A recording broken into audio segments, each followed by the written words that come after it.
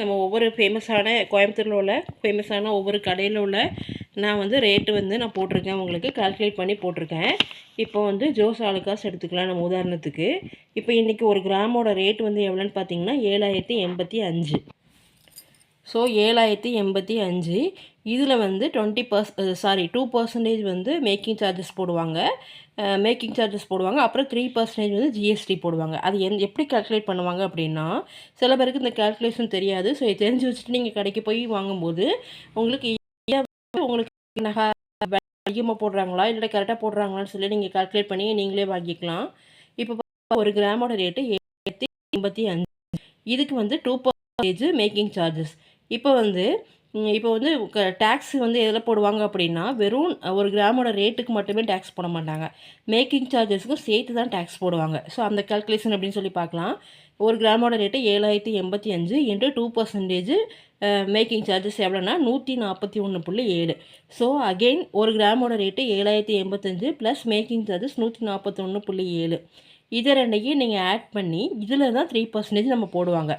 So வந்து இப்போ 7085 plus 141.7 இது ரெண்டையும் ஆட் பண்ணிவிட்டு 3% டேக்ஸ் போட்டாங்கன்னா 216.88.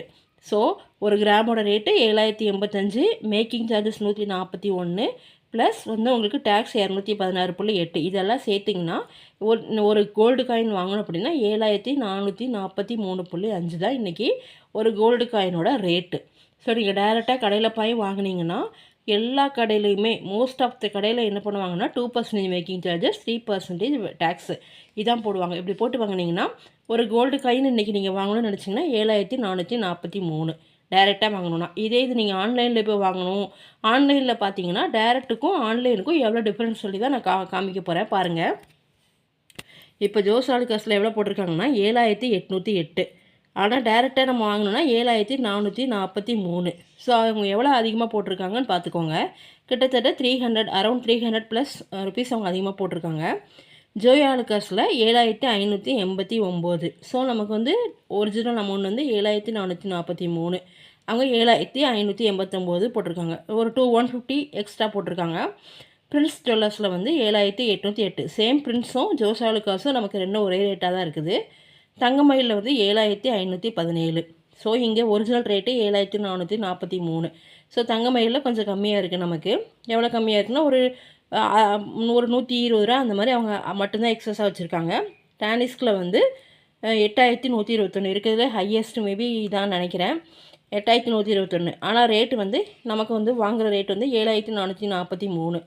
ஸோ அவங்க வந்து ஒரு 150 ப்ளஸ் மேலேயே அதிகமாக வச்சுருக்காங்க.